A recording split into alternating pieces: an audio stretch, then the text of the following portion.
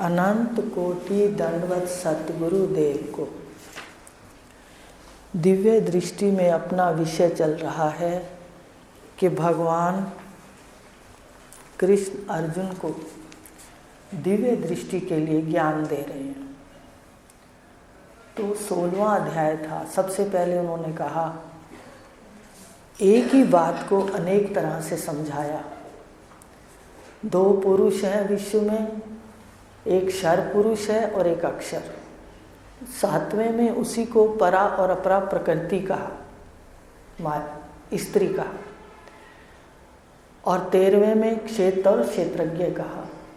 लेकिन स्पष्ट उन्होंने 15वें में किया कि जो दिख रहा है वो सदा मरेगा, तुम सावधान हो जाओ, ये हाथ से निकल जाएगा। और ये इतनी सुंदर योनि है मनुष्य शरीर, इसके अंदर आप कर्मों को बदल भी सकते हो और कर्मों को भस्म भी ज्ञान से कर सकते हो। विश्राम पद पाओ तो भस्म कर दो, और अगर फिर आनंद की लीला में आना है तो फिर अच्छे कर्मों से आओ, ताकि श्रीमान धीमान के घर हो, ना कोई यात्रा जीवन की में धन की कमी हो, ना कोई विचार सुंदर की कमी। ये जरूरी है, नहीं तो यात्रा नरक हो जाती है। आप आसपास देखो, फिर शिक्षा लो। तो ये बात कह रहे हैं कि 16वें में भगवान ने ये कहा कि एक क्षर है और एक अक्षर पड़ा। क्षर का आखिर में बताया था कि जो दिखता है, जो दिखाई देता है वो क्षर है, मरने वाला है, हर क्षण बदलने वाला है। और जो देखता है क्षर को, जो देखता है बदलने वाले को, वो सदा अमर है, एक रस है।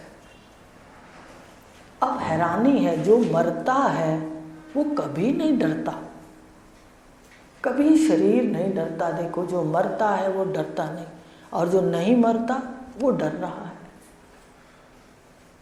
देखो ना, कितना माया का बता रहे हैं आपको, बार बार माया का दिखा रहे हैं कि माया इतनी प्राणों को हर लेती है कि जो सत्य नहीं है उसके अंदर तो हमारे लड़ाई झगड़े करा देती है।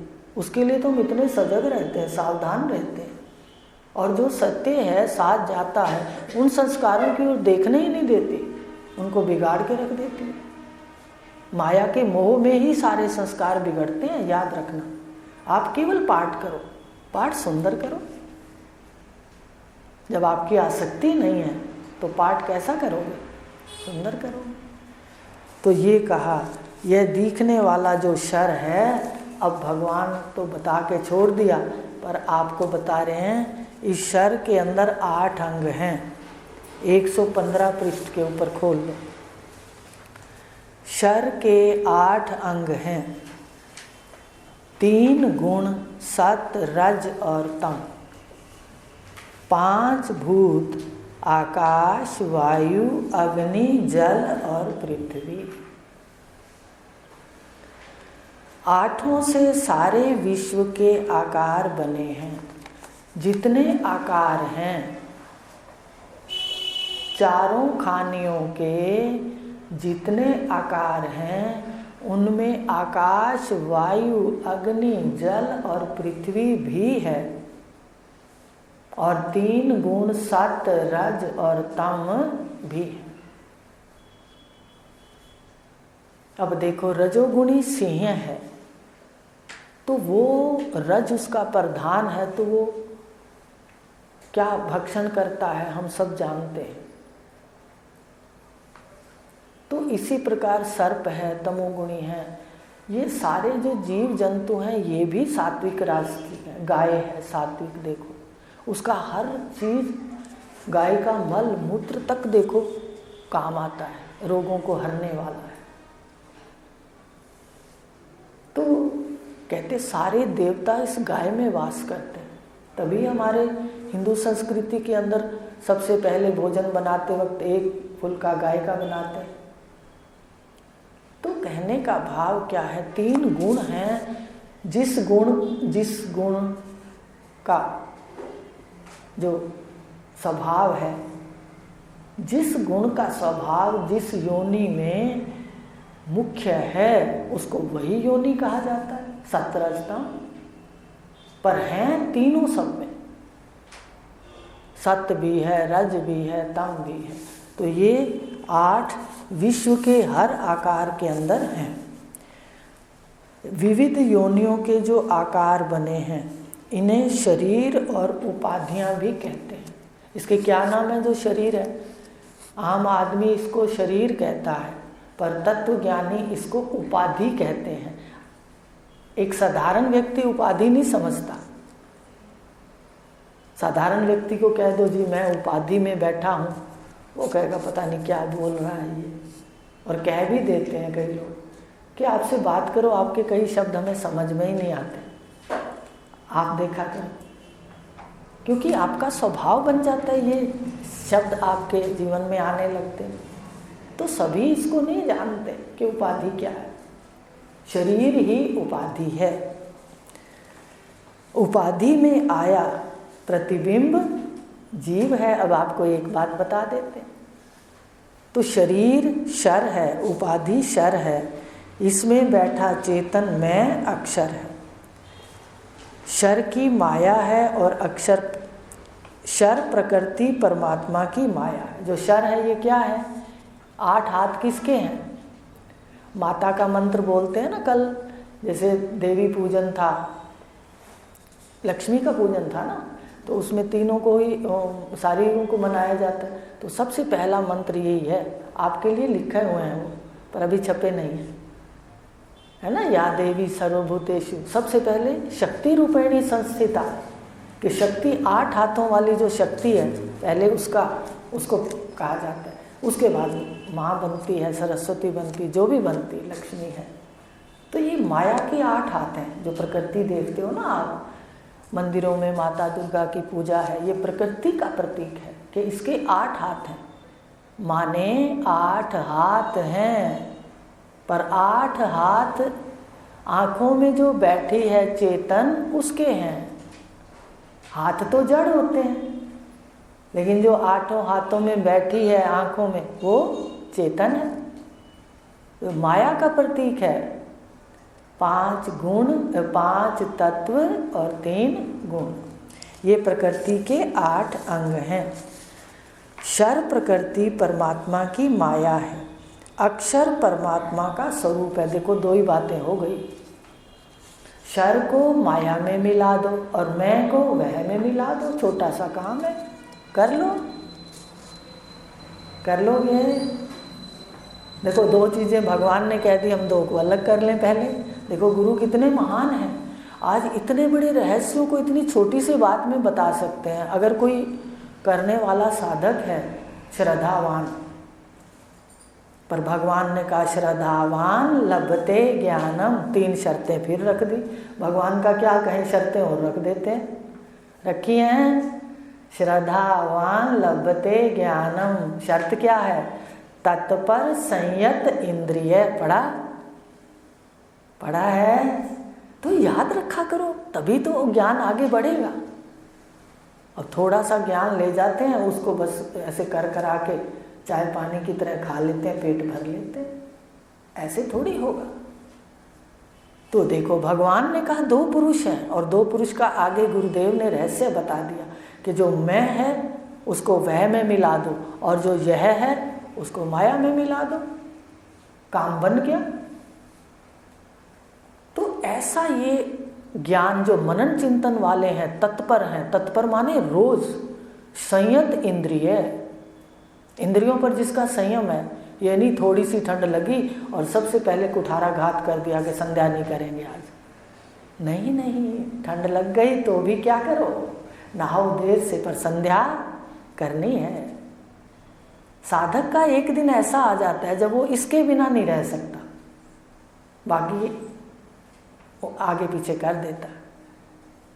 तो ये कहा कि ये जो शर प्रकृति है ये परमात्मा की माया है और अक्षर परमात्मा का स्वरूप है और ईश्वर का अंश है। ईश्वर का अंश आपको बता दिया था कि माया वाले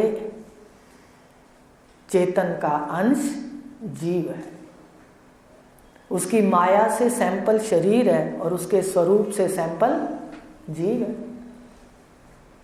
तो मैं और यह दो हैं। मैं साक्षी है, दृष्टा है। जैसा ईश्वर है वैसा ही जीव है। ईश्वर जैसा है वैसा जीव है, पर फर्क क्या है? दोनों में भेद क्यों है? आप कहते हो ईश्वर का अंश हूँ, पर ईश्वर तो सुखी दुखी नहीं होता, पर जीव सुखी दुखी होता है।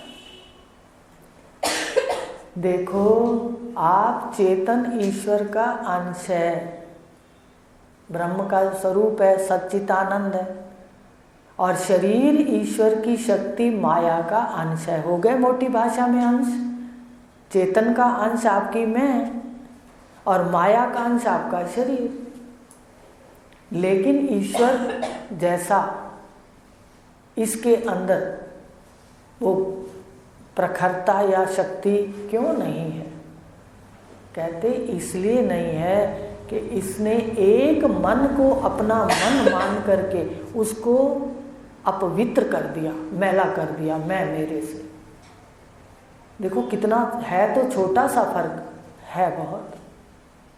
ईश्वर का समष्टि मन, ईश्वर किसी में मोह नहीं रखता, माया उपाधि वाला समष्टि मन है उसके पास।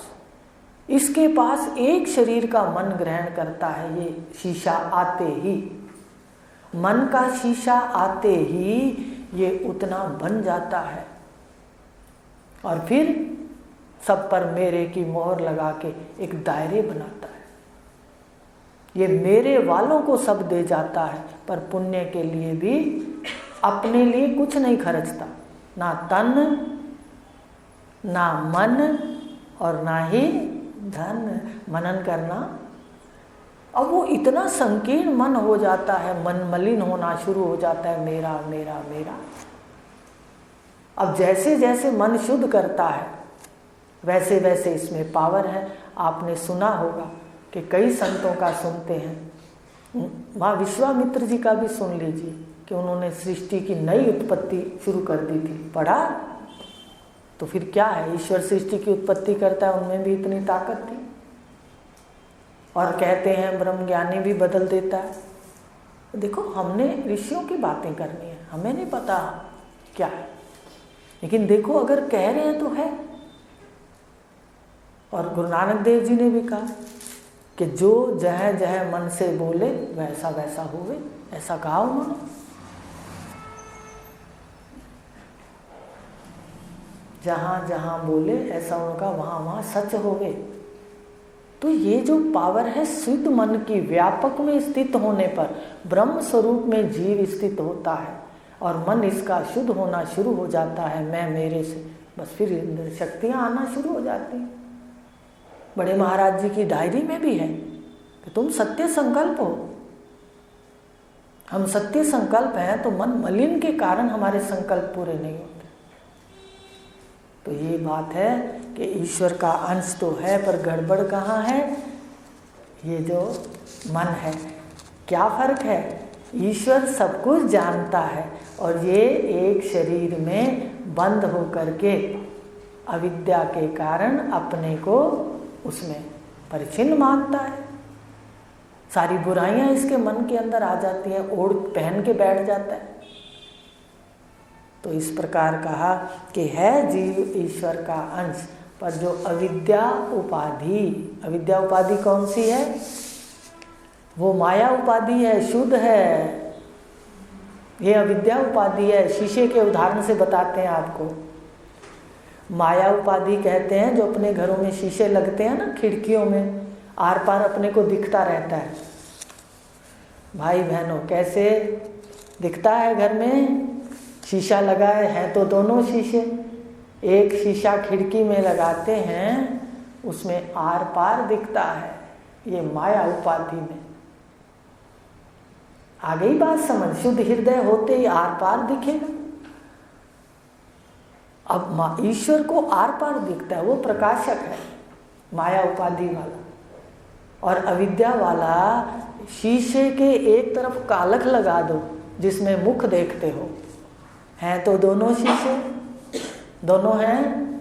एक तो आर पार दिखाता है और एक मेरा ही मुख पलटकर मुझे फिर दिखा देता है।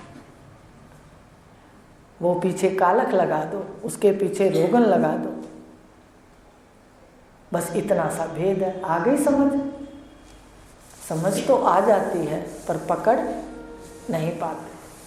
देखो यही बहुत है, बार बार समझोगे तो एक दिन, अब देखो हम किताबें थोड़ी पढ़ते हैं, जैसे कोई विषय आता है गुरुदेव का वो कि सामने आ जाता है, पर अध्ययन तो करना चाहिए, पहले मटके को भरना तो चाहिए, तभी वो जुगाली करेगा।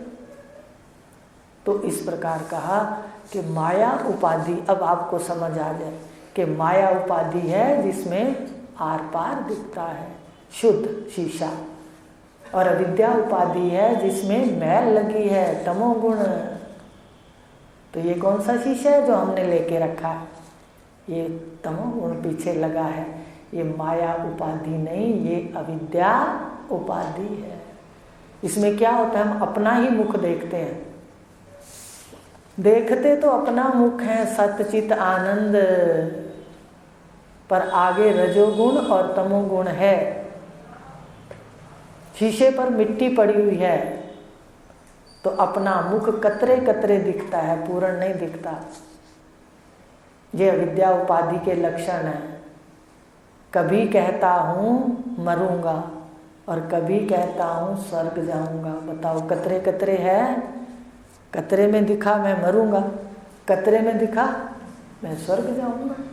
जब मिट्टी को देख लिया, शीशे की मिट्टी को, तो मरना शुरू कर दिया, और जब शीशे के शुद्ध स्वरूप को देख लिया तो स्वर्ग जाना शुरू कर दिया। तो है ना दो गली बातें। तो यही है अविद्या उपाधि जो हमारे को दिखाती है यहाँ गड़बड़ है, इससे सृष्टि चलती है।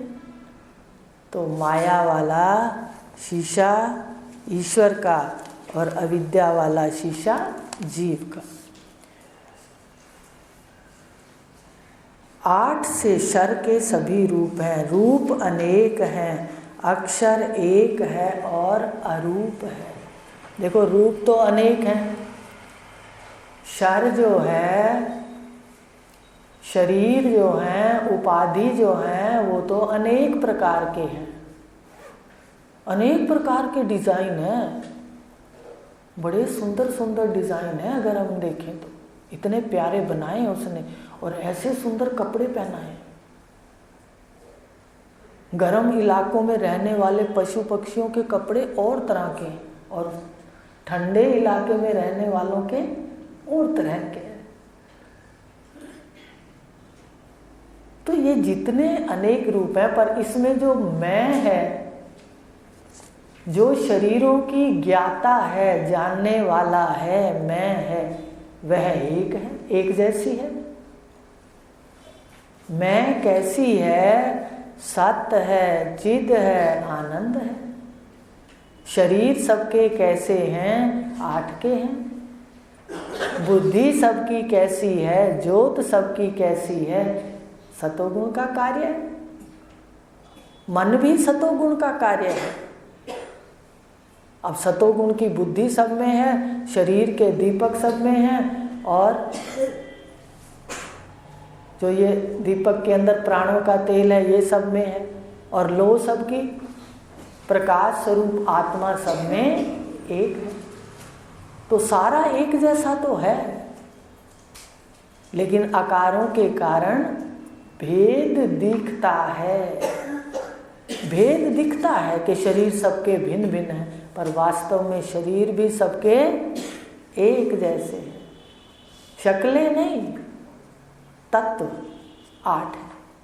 तो यही कहा कि ये जो शर है ये उपाधि है, और अक्षर इसमें मैं है। शर जड़ है और अक्षर चेतन है। शर माया है और अक्षर परमात्मा का स्वरूप है। रूप अनेक है, अक्षर एक है। अब अक्षर एक है, मैं एक है, पर मैं किसी को नहीं दिखती। मैं का कोई रूप नहीं है। आपका रूप है?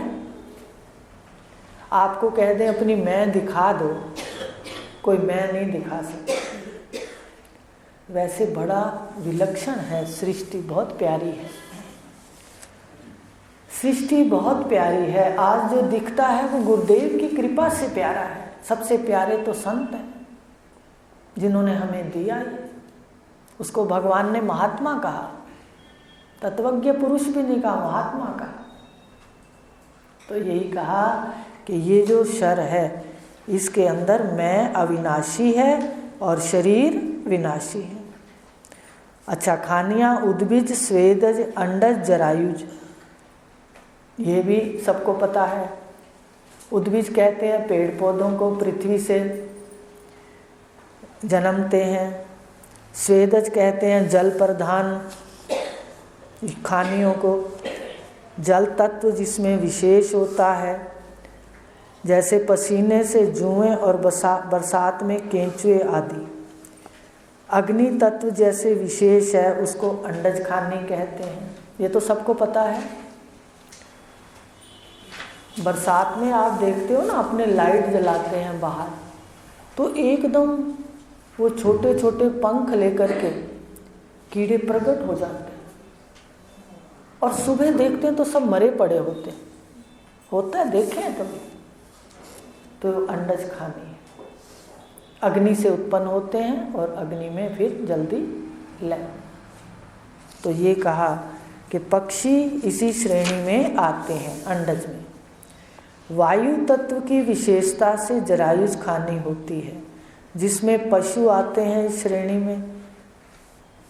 अब 4 खानियों में 4 खानियां हैं, 4 खानियां हैं ना, तो देख लो। उद्भिज खानी जो है उसका सिर कहाँ पर है? पेड़ पौधों का सिर पृथ्वी में है और हाथ पैर बाहर है। देखो कैसे उल्टा है। मनुष्य शरीर के अंदर जीव अगर उल्टे काम करेगा, जो करना है उसको नहीं करेगा, जो नहीं करना उसको करेगा, तो उसका सीधा गिरावट उद्भिज तक चली जाएगी, सिर नीचे और टांगे ऊपर। और उद्भिज खाने के अंदर पेड़ों का मोक्ष बहुत देर से होता है, मृत्यु बहुत देर से होती है। पेड़ काफी समय तक रहते हैं, और पीपल का पेड़ तो आप जानते हो बहुत आयु वाला होता है। तो ये है उद्भिज खानी, सिर नीचे और बाकी अवयव ऊपर। उल्टा है ना, देखो मनुष्य का सिर कहाँ है, कैसे पहुंचा? क्रम से पहुंचा है। देखो क्रम से मनुष्य शरीर में पहुंचते हैं। शुभ कर्म हम धीरे धीरे करते हैं और क्रम से पहुंचते हैं यहाँ तक। और यहाँ पहुंच के क्या किया हमने? पशु जैसे कार्य किए। करतूत पशु की मानस जात, लोक पचारा करे दिन रात। तो हमें अपने अंदर देखना है कि लोक पचारा मान लो मन के अंदर हावी है, तो विवेक करके गुरु के कार्य में जुट जाए।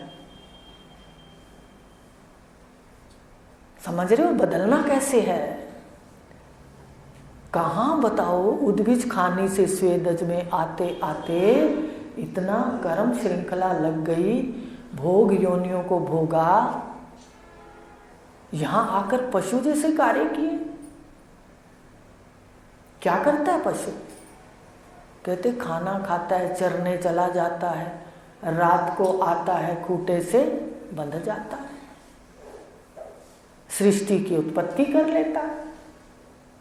तो बताओ अज्ञानी क्या करता है? अज्ञान के अंदर मनुष्य भी यही करता है। सुबह उठता है, खाता है कमाने के लिए, ठीक है, सुबह सुबह खा पी के चरने चला जाता है, दुकानों पे, कोई दफ्तरों में, कोई जहां भी जिसका काम है। सुबह खाना खा, नाश्ता कर चला जाता है चरने के लिए। शाम को फिर लौटता है, आकर के थक हार कर डबल बेड पर खा पी के सो जाता है। वह पशु की तरह सृष्टि भी उत्पत्ति हो जाती है। क्या विशेष किया इसने? अब वेदों के अंदर है भाई सीढ़ियां चढ़ो, कर्म, उपासना, ज्ञान, तत्वमसि। तो कितनी ऊंचाई के भावों में बैठे हो आप। अपने भावों को पकड़ लो तेजी से, मनुष्य शरीर को सफल कर दो। भोग तो पशु योनि में बहुत हो चुकी, अब भोग के साथ योग जरूरी है, विवेक जरूरी है। ये जितनी गड़बड़ है हो रही है, ये विवेक ना होने से हो रही है। विवेकी पुरुष इसमें बड़े सजग रहते हैं, जगे रहते हैं। उनको पता है कि इस घंटे के अलावा हमारे पास कोई ऐसा घंटा नहीं जिसमें हम कोई बात ऐसे सुन करके अंदर धारण कर सकें। तो यही कहा, चार खानियों में उद्भिज में सिर नीचे। अब ये मनुष्य तक आते आते समय लगेगा इसको, पर जब मनुष्य में गंदे कर्म करेगा तो सीधा एकदम उद्भिज में चले जाएगा। कल आगे बताएंगे, आज इतना ही लेंगे। इसको पढ़ना घर जाकर, ठीक है। ओम पूर्णमदः